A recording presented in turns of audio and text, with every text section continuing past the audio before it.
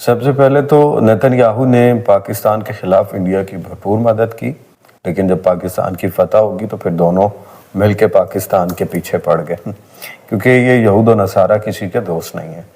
پھر ایک نجی چینل کو انٹرویو دیتے ہوئے بنجامن نیتن یاہو نے کہا کہ پہلے ہم ایران کو ٹارگٹ کریں گے اور پھر پاکستان کو ٹارگٹ کریں گے۔ تو وہ ایران ہے، تم پہلے ایران سے تو جیت جاؤ پھر پاکستان کے پاس آنا۔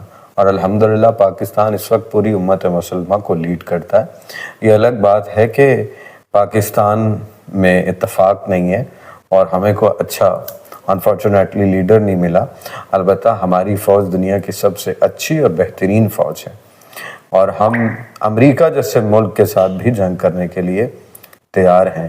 اگر ہم چاہیں تو وہ بھی ہم سے جیت نہیں سکتا۔